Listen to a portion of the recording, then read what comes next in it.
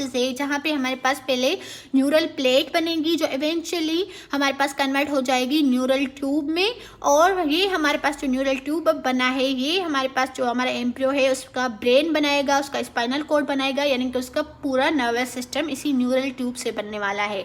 तो आ जाइए पहले हम इसकी प्रोसेस को डिस्कस करते हैं कि ये न्यूरल ट्यूब बना कैसे।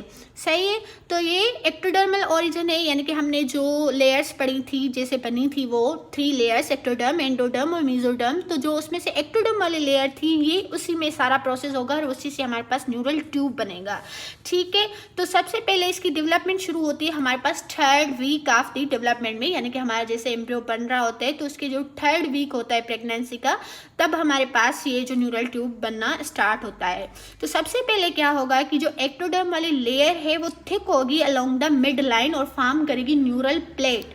ठीक है, जैसे इस पिक्चर में आप देख लीजिए ये वाली जो लेयर है हमारे पास एक्टोडर्म, ये मिड लाइन में यहाँ पे थिक होगी। ठीक है, ये थिक होकर हमारे पास फॉर्म क्या करेगी, न्यूरल प्लेट फॉर्म करेगी। अब ये जो न्यूरल प्लेट बन चुकी है इसके मिड लाइन में हमारे पास क्या होगा, ये इन्वेजिनेट होना शुरू हो जाएगी, इनवर्ड मूव करेगी, यानी कि यहाँ पे आप देखिए ये इनवर्ड थोड़ा थोड़ा मूव कर रही है और आगे जब हम जाएंगे तो ये बहुत ज़्यादा इनवर्ड मूव कर जाएगी। ठीक है, और ये हमारे पास जब इनवर्ड मूव कर जाएगी तो ये हमारे पास न्यूरल ग्रूव बनाएगी।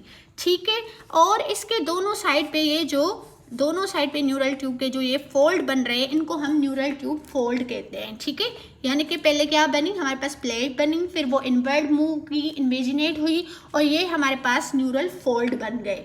ठीक है, अब ये जो न्यूरल फोल्ड बन गए हैं ये हमारे पास दोनों साथ में मिल जाएंगे। ठीक है, दोनों तरफ से, और ये हमारे पास फाइनली हमारा न्यूरल ट्यूब बन जाएगा, जो कि हमारे पास जो इसकी एंटीरियर एंड है यहाँ पे हमारे पास क्या बनेगा, ब्रेन बनेगा, और इसकी पोस्टीरियर एंड पे हमारे पास स्पाइनल कॉर्ड बनेगा।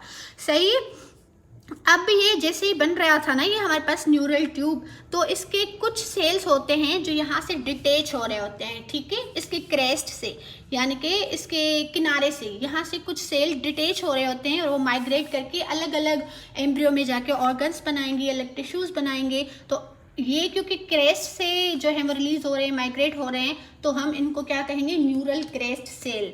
अब आइए हम देखते हैं कि न्यूरल क्रेस्ट सेल क्या क्या बनाएंगे। ठीक है, तो न्यूरल क्रेस्ट सेल जो थे वो eventually give rise to the various cell type including the cranial and spinal nerves. जो नर्व्स हम पढ़ते हैं जो हमारे स्पाइनल कॉर्ड से निकलती हैं या जो ब्रेन से निकलती हैं वो हमारे इन्हीं न्यूरल क्रेस्ट सेल से बनती है। और जैसे ही ये न्यूरल ट्यूब की फॉर्मेशन हो रही होती है तो इसके सेगमेंट बनना शुरू हो जाते हैं इनटू डिस्टिंक्ट रीजन्स, यानी कि आपने स्पाइनल कॉर्ड में देखा